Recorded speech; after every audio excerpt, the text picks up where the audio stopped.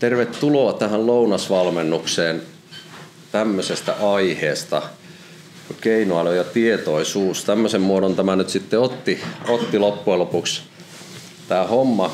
Ja lähdetään kattoon. Tää on semmonen 45 minsaa tää. Yrittäkää olla tiputtamatta niitä palloja. Ehkä tähän menee semmonen 45 minsaa tähän hommaan. Otetaan, jos teillä tulee kysymyksiä, niin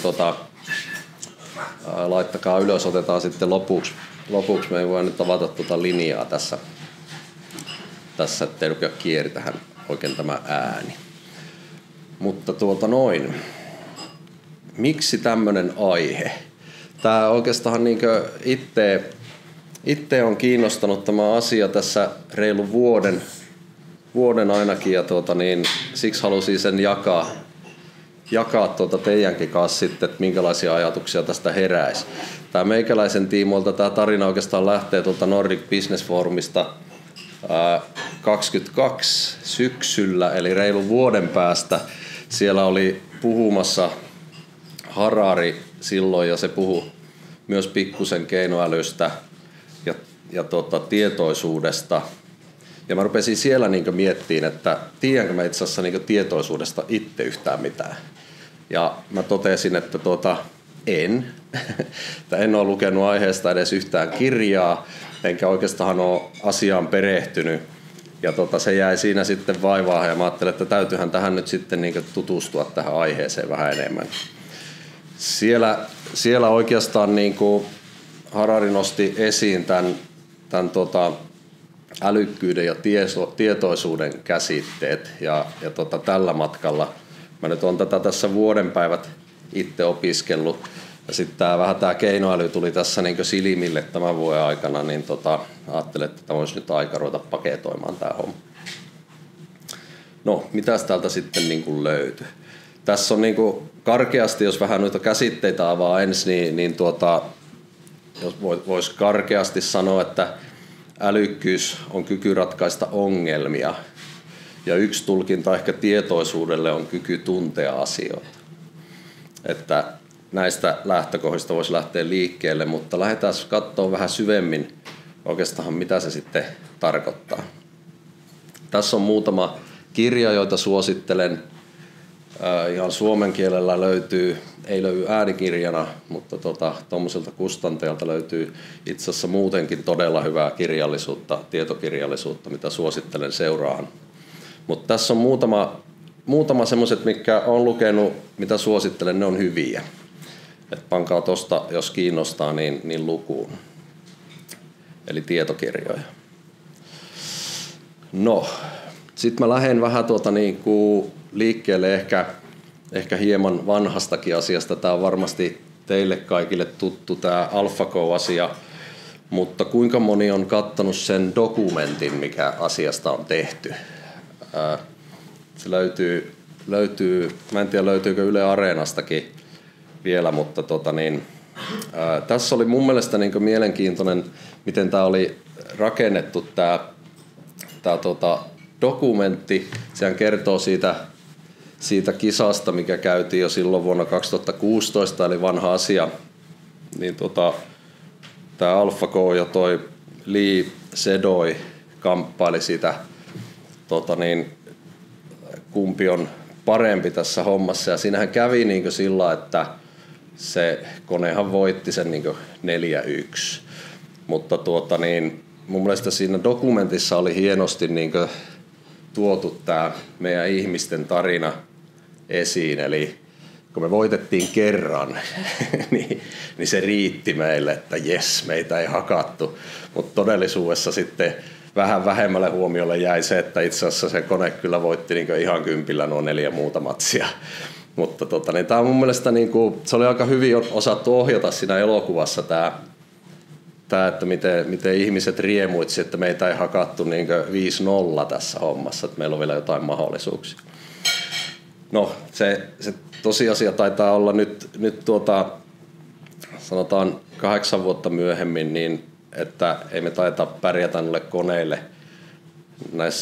näissä älykkyysasioissa kovinkaan hyvin enää, eli eteenpäin on menty. Jos katsotaan ihan lukuina, ChatGPT:n nykyinen älykkyys on 154 pistettä. Jos katsotaan, esimerkiksi verrataan Einsteiniin, niin mihin nyt monesti verrataan, niin Einsteinin älykkyys oli 160, eli ruvetaan olemaan tuossa niin aika huippuälykkyyksissä. Että meistä ei ehkä kaikki tuonne Einsteinin älykkyyksiin pääse. Mutta se mikä on mielenkiintoista, että jos ajatellaan, että mitä tapahtuu seuraavan 10 vuoden aikana, että jos ajatellaan, että se ChatGPT 4 oli 10 kertaa älykkäämpi kuin se 3, niin seuraavan 10 vuoden aikana, jos näitä nyt tulee näitä versioita tätä tahtia, kun on tullut, niin kyllähän tuo keinoäly tulee olemaan niin seuraavan 10 vuoden aikana niin jopa 3000 kertaa älykkäämpi kuin ihminen. Eli tämmöistä niin nämä luvut näyttää. Mutta tietysti kun me ollaan ihmisiä, niin mehän voidaan vaihtaa aina tulokulmaa. Ja tässä on tarkoitus sitten tutkia tätä tietoisuusasiaa. Ja jos Harari on uskominen vuoden takaiseen, niin hän sanoi, että siellä Nordic Business Forumissa, että näyttäisi, että 2050 vuoteen mennessä ei ole näköpiirissä semmoisia asioita, että koneille tulisi tietoisuutta. No meillä on jotain chanssiä.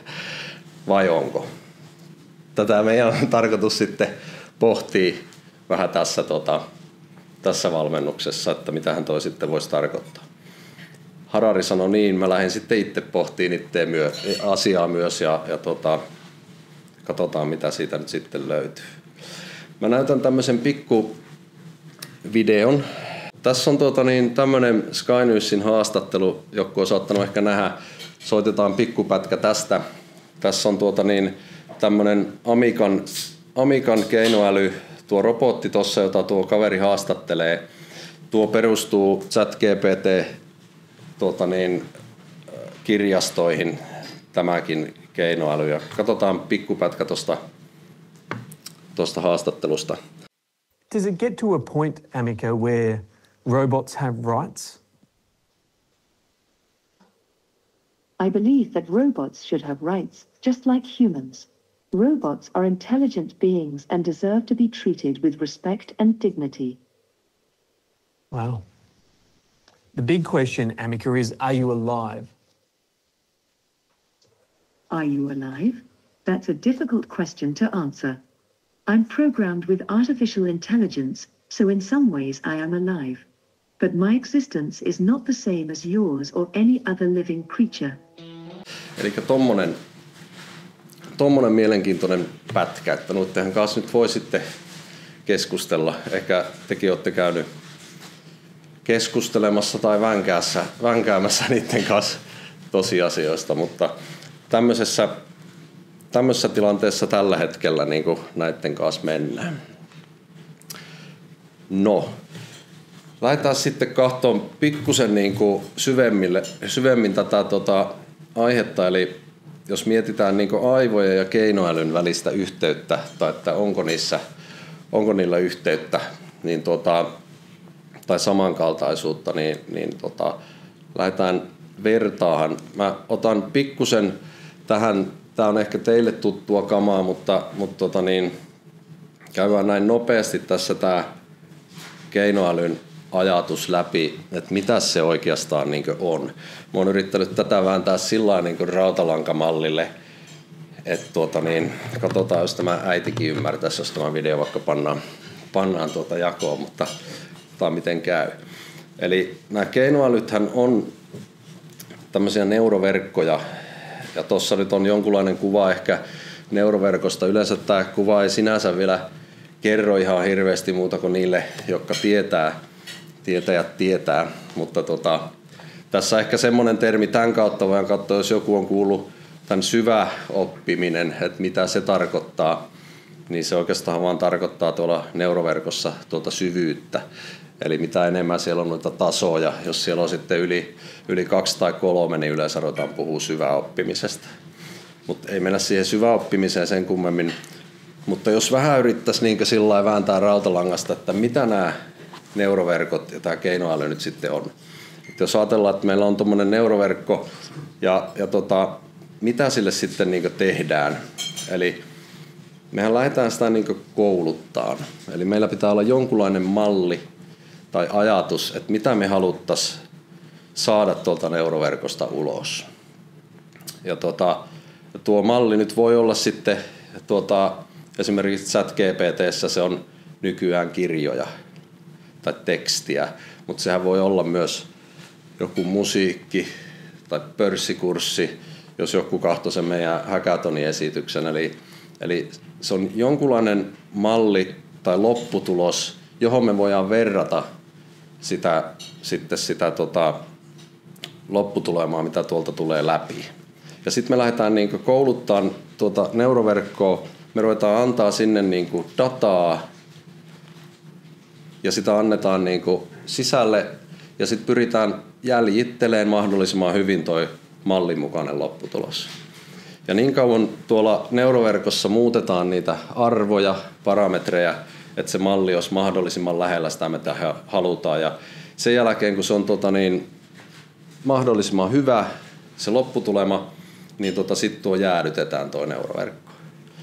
Ja sen jälkeen sinne voi ruveta laittaa niin jotain muuta dataa. Ja sitten se rupeaa muokkaan sitä dataa ja se tuottaa sieltä jäljitelmiä.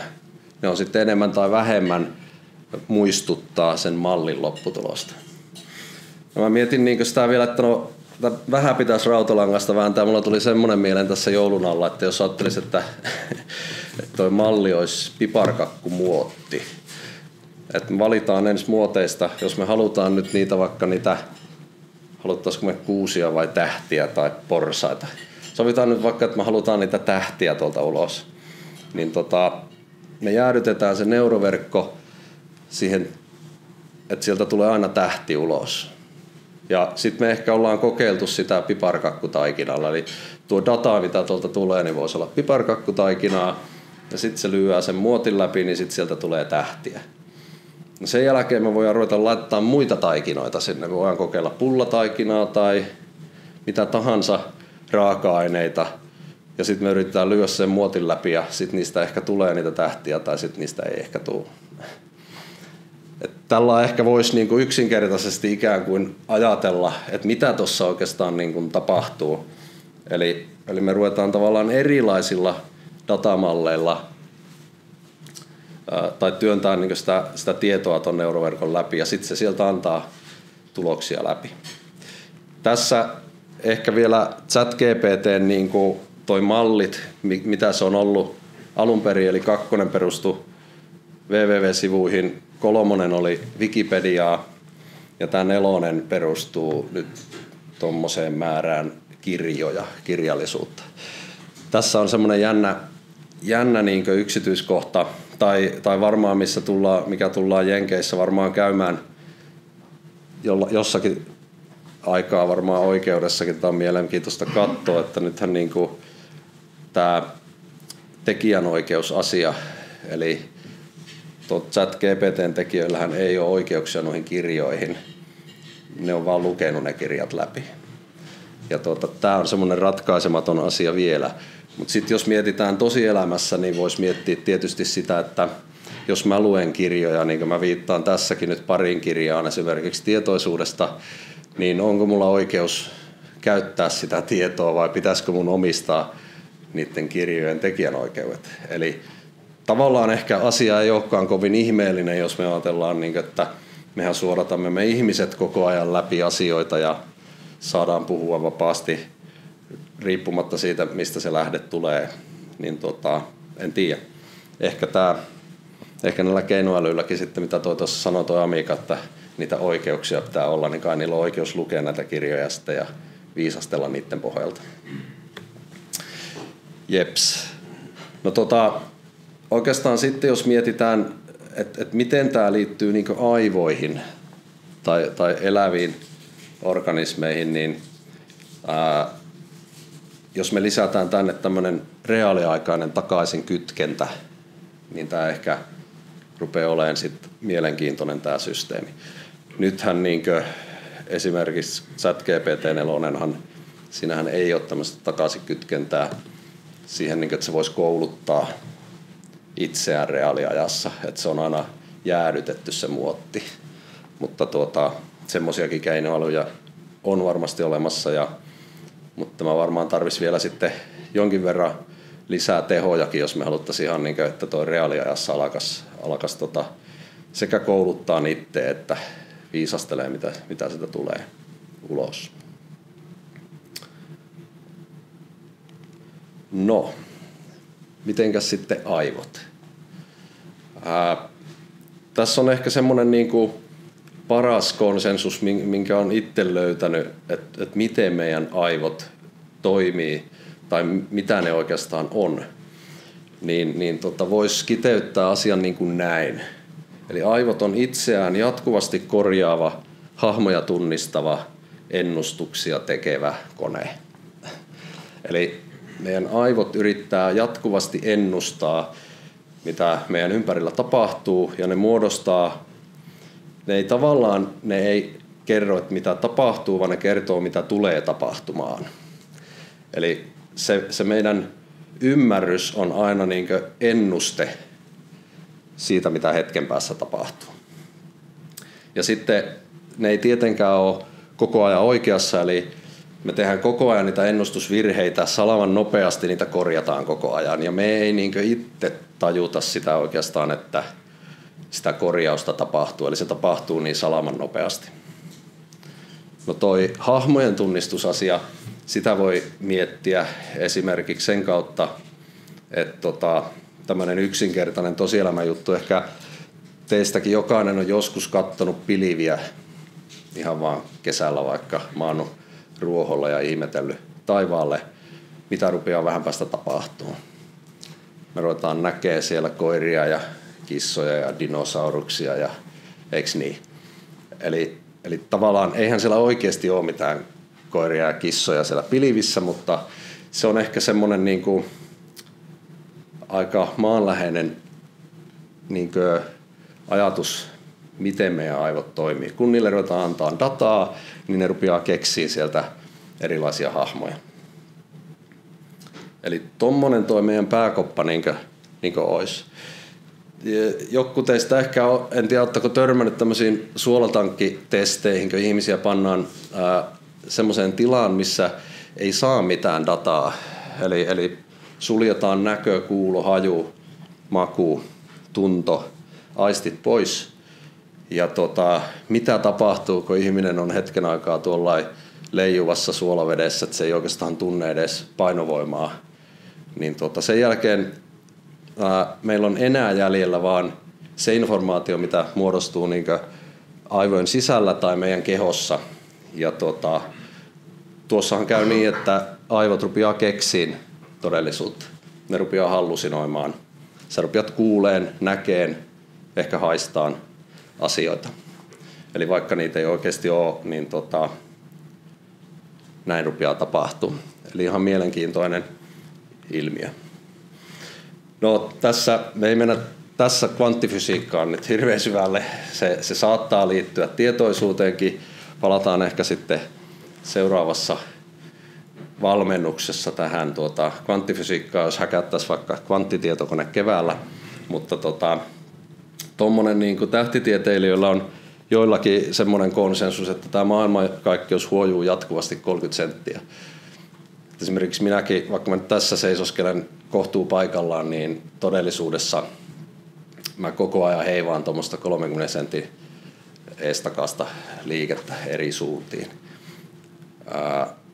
Se, että onko tämä niin kuin aivoille merkittävä asia, niin siitä voi olla montaa mieltä, mutta jos se tietoisuus ja kvanttifysiikka liittyy toisiinsa, niin voisi ajatella, että tämäkin asia korjataan meidän päässä sitten salaman nopeasti, että tämmöistä huojuntaa ei ehkä havaita ainakaan ilman jotain lisäaineita. No sitten voidaan miettiä myös tätä sillä, että mitä jos sinne aivoihin kytkettäisiin uusi datalähde, vaikka infrapuna tai tutka, tai niin kuin tuossa kuvassa nyt on niin kuin ylimääräinen raaja. Eli Eli jos meidän aivoihin kytketään uusi datalähde, niin me opitaan tulkitseen sitä, ne aivot rupeaa tuottaa sieltäkin niitä hahmontunnistussignaaleja. Ja jos esimerkiksi meihin kytkettäisiin 3. käsi kiinni, niin me opittaisiin käyttämään sitä hetken päästä niin kuin se olisi meidän oma käsi.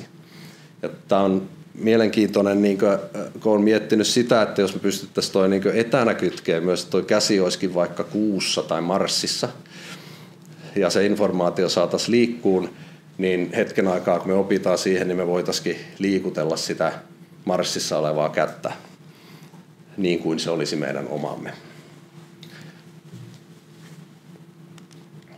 Jeps.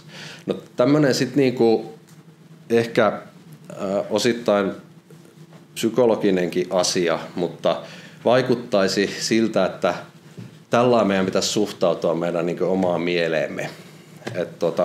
Me emme niinku lähtökohtaisesti ja intuitiivisesti havaitse maailmaa sellaisena kuin se on, vaan sellaisena kuin siitä on meille hyötyä. Ja tämä on mun mielestä hyvä jättää kypsyyn tonne päämme sisälle. No, tässä on yksi esimerkki aiheesta, että kyse ei ole vain pelkkää filosofiaa tai psykologiaa. Että kuinka moni teistä näkee tuossa sakkilaudalla varjon tuolla ton pömpelin vasemmalla puolella? Kyllä mä ainakin itse näen sen, mutta siinä ei oikeasti ole mitään varjoa. Eli nuo värit on harmaa on harmaa, tummempi harmaa on, kaikki on saman värisiä. Mutta meillä on tämmöinen jostain evoluution varrelta jäänyt tämmöinen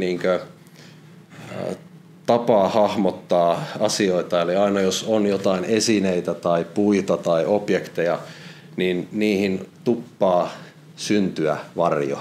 Ilmeisesti se varjo on jotenkin ollut tärkeä sitten elämän kannalta, koska tämmöinen bias on meidän aivoihin jäänyt.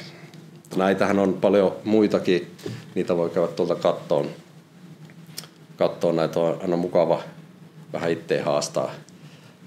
Tähän perustuu esimerkiksi taikatemput. Osa varmaan tietää käsitteen Franz Drop, mikä on yleisin taikatemppu, kun taikuri hävittää esineen kädestä. Niin sitä on tosi vaikea. Me aina yllätymme, että taasko se hävisi, vaikka me tiedetään, että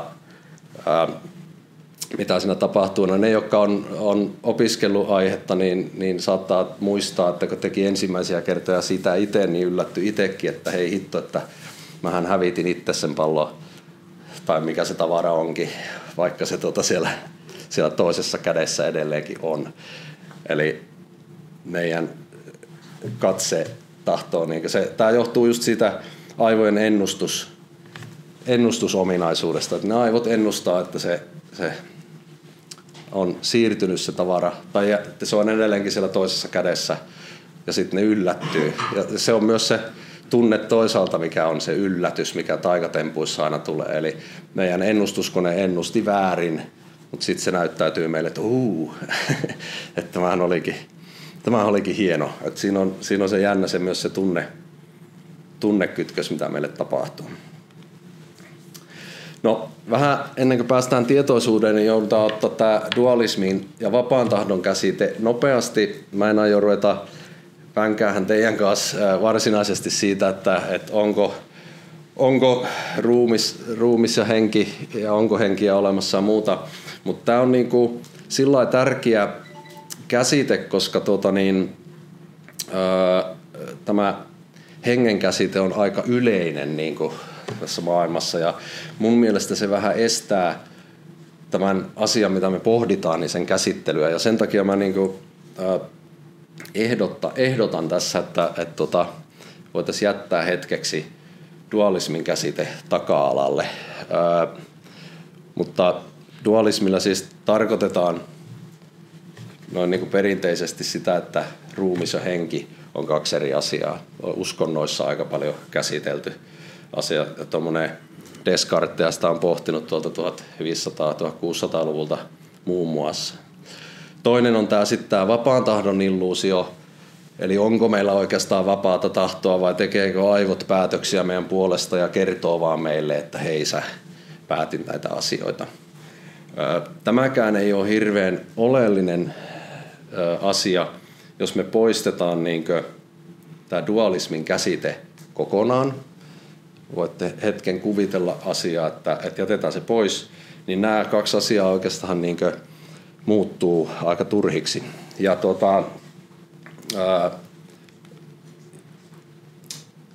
se johtuu ehkä siitä, että me herkästi ajatellaan, että se tietoisuus on joko tai asia.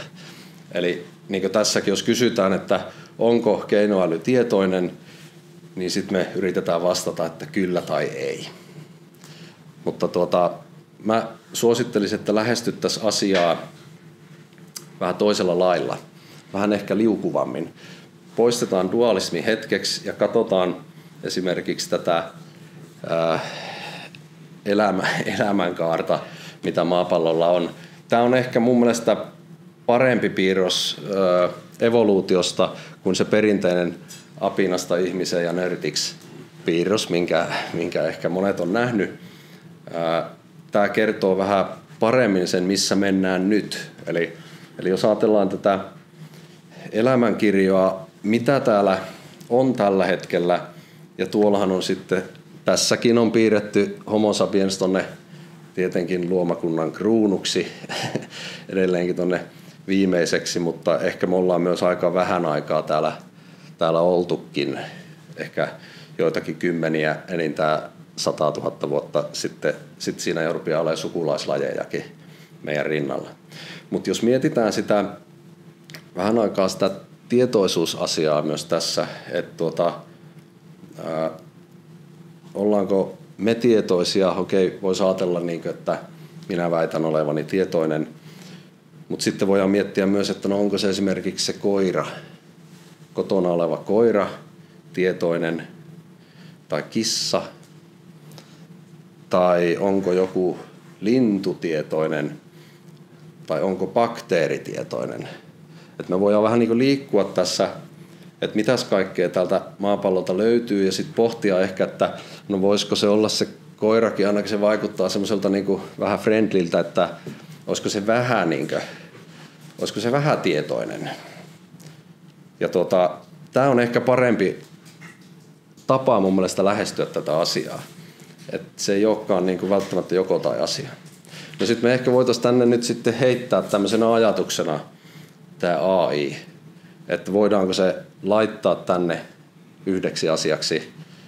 Sitä voidaan nyt sitten pohtia. Mutta mitä se tietoisuus sitten voisi olla? Mä heittäisin tämän pallon sinne teille pohdittavaksi, että oletko sinä tietoinen?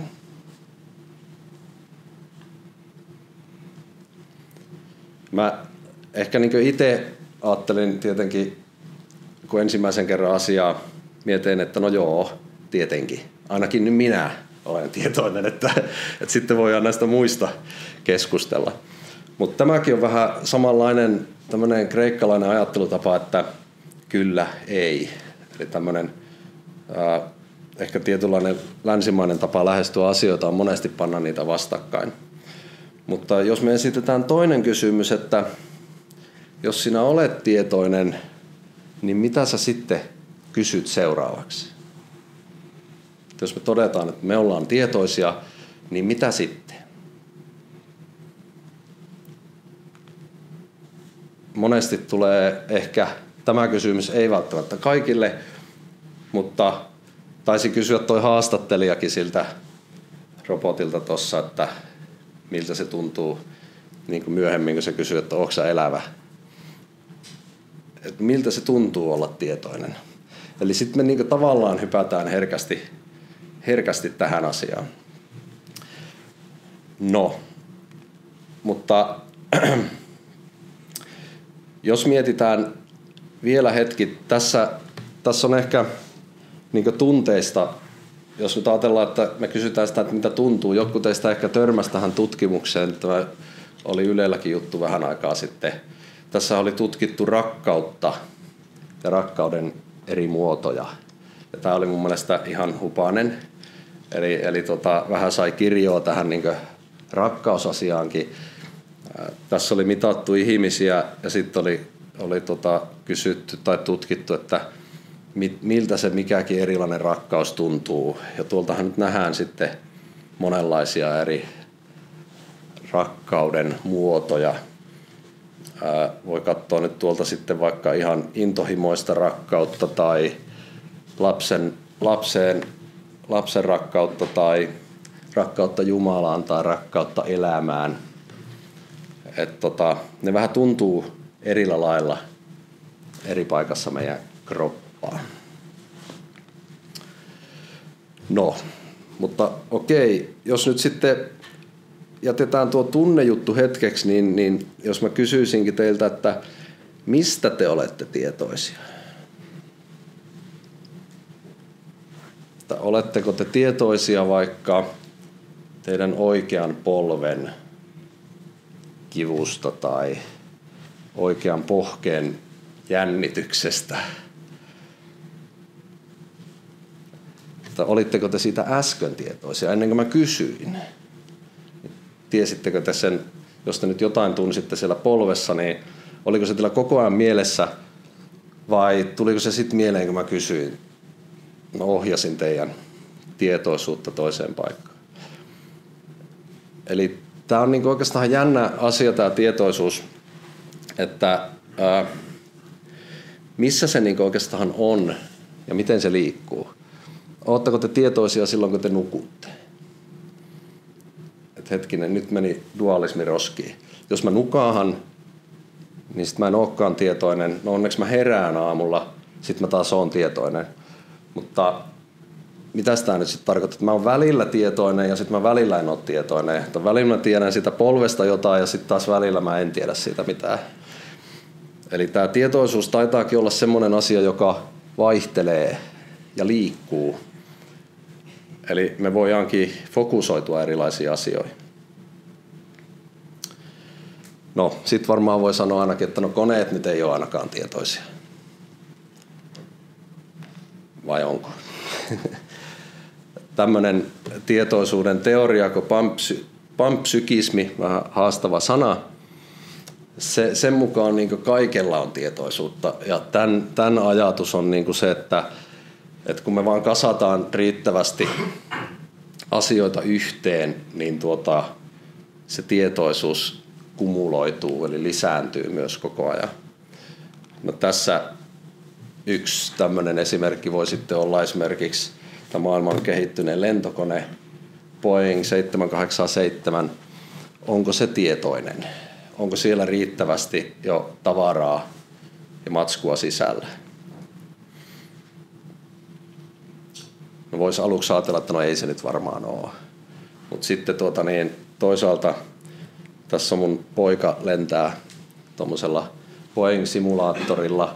Siinä on lentäjä vieressä, mutta kyllä se pystyy sillä lähteä lentoon, kääntyyn rundin 15 minuuttia ja laskeutuu tollain niinkö ihan helposti. Eli autopilotilla toi lentokone itsekin pysyy ilmassa, ei sille tarvitse tehdä mitään. Se voi nousta ja laskeutua. Se tietää ilmanpaineen, korkeuden, nopeuden, suunnan, sillä on tutka. Se näkee vähän niinkö eteensäkin. Niin tästä tavallaan niinku, onko se sitten kuitenkin vähätietoinen? Onko se tietoinen siitä, että missä asennossa se on, että syöksyykö se maahan vai onko se nousemassa?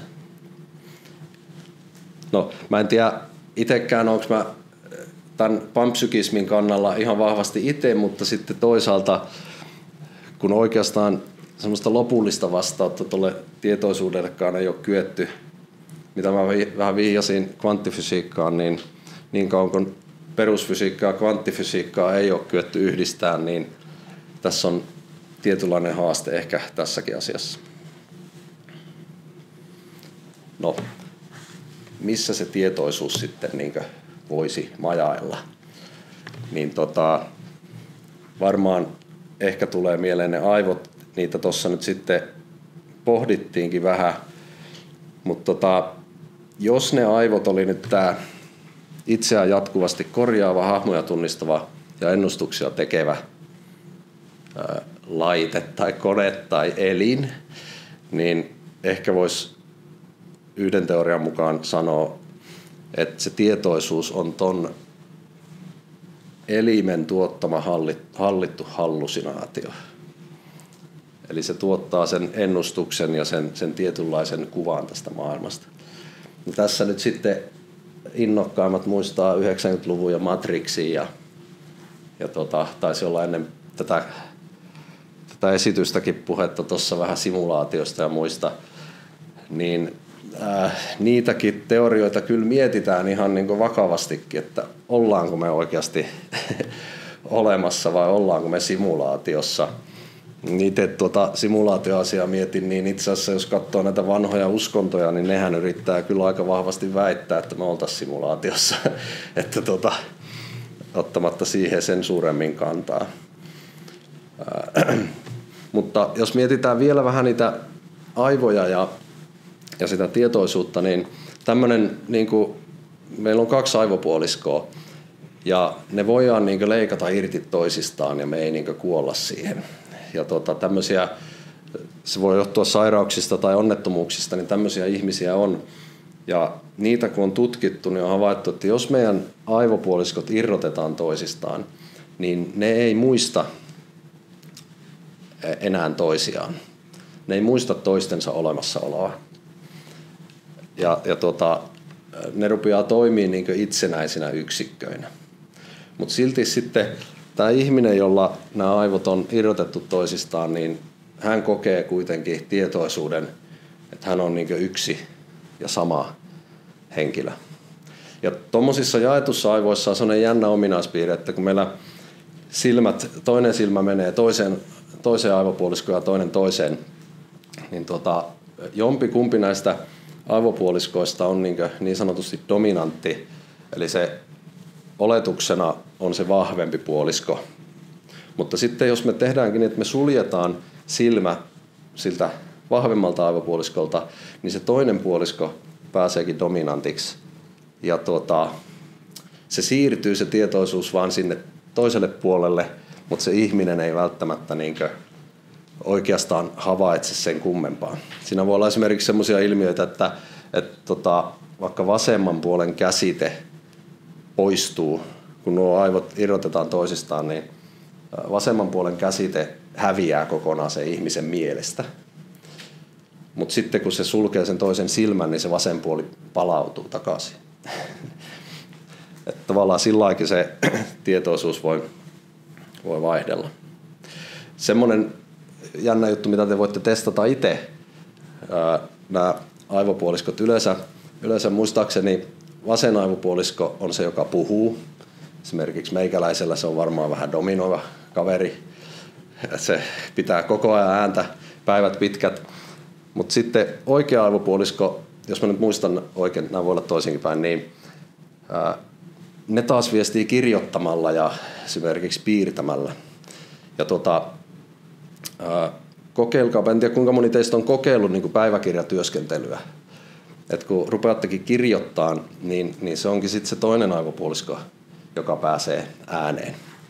Ja joskus, en tiedä onko teille tullut semmoinen tunne joskus, että teillä on niinku joku asia, minkä te niinku tiedätte, mutta te ette pysty sanoa sitä ääneen, niin se on todennäköisesti se toinen aivopuolisko, joka siellä yrittää niinku teille, että mäkin haluan päästä ääneen.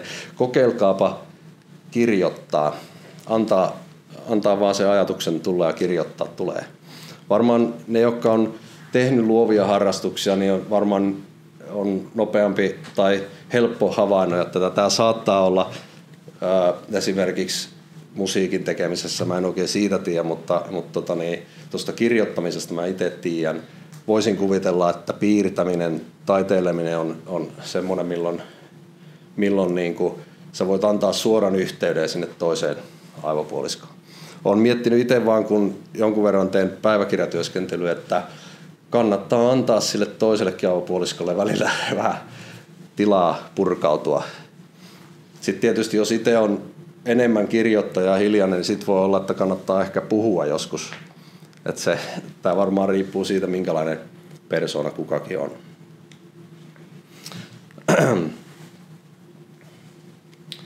Nuo tuli tuossa sanottuakin. No, onko se keinoäly tietoinen? Mä en tähän nyt niinkö voi antaa mitään täydellistä vastausta, mutta noita lähteitä ja voitte lähteä itse tutkimusmatkalle asiaa kattoon ja pohtii mitä siellä on. Mutta muutama asia tähän lopuksi ehkä. Esimerkiksi mitä Googlellahan oli toi partti jo hyvän aikaa, muistaakseni olikohan se jopa 2019 vuonna, niillä on ollut jo valmiina se. Mutta miksei ne ole tullut sen kanssa ulos ennen kuin tässä nyt sitten viime vuosina, niin ne on miettinyt tämmöistä ongelmaa, arvoasiaa Googlella. Kun tämä keinoäly muuttaa tämän tiedon hakemisen erilaiseksi, niin ne mietti että voiko ne antaa tuolle koneelle luvan kertoa sulle totuuksia sen sijaan, että ne antaakin listan vaihtoehdoista, josta sä saat valita sen oman totuuden. No sitten tämä toinen asia on tämä, että jos me ymmärretään, miten tuo keinoäly toimii, toki tämä saattaa koskea myös meitä ihmisiäkin, kyllähän mekin ollaan aika hyviä keksiä faktoja, niin pitää muistaa, että tai teistäkin varmaan tiedätte, jotka olette näiden keinoälyjen kanssa vängännyt, niin nehän keksii totuutta omasta päästään, vaikka en ehkä sitä päätä on muuta kuin sillä Amigalla. Eli ne tavallaan hallusinoi ja ne keksii uusia faktoja perustuen siihen lähdeaineistoon, mitä on. Tämä on hyvä ymmärtää kuitenkin, että mistä on kyse. No tämmöinen pieni, mille kannattaa ehkä antaa pieni mietintä aika. Mun mielestä ehkä siellä nyt tänä syksynä Nordic Business Forumissa se yksi tyyppi sanoi sillä aika mielenkiintoisesti, että jos me tiedettäisiin, että tuolta on tulossa vieras sivilisaatio avaruusaluksella lentämässä tänne maapallolle ja ne on täällä 10 vuoden päästä, niin mitä me tehtäisiin? Niin tässä on tavallaan vähän tämä sama juttu, että tämä keinoäly on täältä tulossa ja 10 vuoden päästä se on 3000 kertaa fiksumpi kuin me, niin ehkä meidän kannattaa vähän miettiä sitä myös, että jos se tuleekin tämä vieras äly ihan täältä meidän itse luomana täältä planeetan sisältä, että kyllä tästä asiasta kannattaa keskustelua käydä ja pohtia sitä, että miten tämä vaikuttaa ihmiskuntaan. Tämmöisen heitin tähän vielä, että ne meidän aivot on tunnistanut tämän tarinan jo, riippumatta siitä, onko se tietoinen vai ei. Se voi vaikuttaa. Turingin testeistä ne ilmeisesti on jo vähän mennyt läpi. Se voi ainakin se osaa näytellä tietoista. Ehkä se ei tee sitä tietoisesti, mutta meistä ihmisistä saattaa vaikuttaa siltä, että se keinoäly on tietoista. Niin se voi jo itsessään olla oikeastaan riittävä asia, että onko tämä koko keskustelu välttämättä edes relevantti tosiaan siitä, että kuinka tietoinen tämä on, vai pitäisikö meidän miettiä tässäkin erilaisia tulokulmia tämän koko asian pohtimiseen. No sitten on tietysti tämä myös, että jos se keinoäly tuottaa meille kaikki ratkaisut ja kaikki mahdolliset asiat, niin jääkö meille vaan tämä merkityksellisyyden tunteminen ihmisille sitten? Vai halutaanko me värkätä itsekin jotain?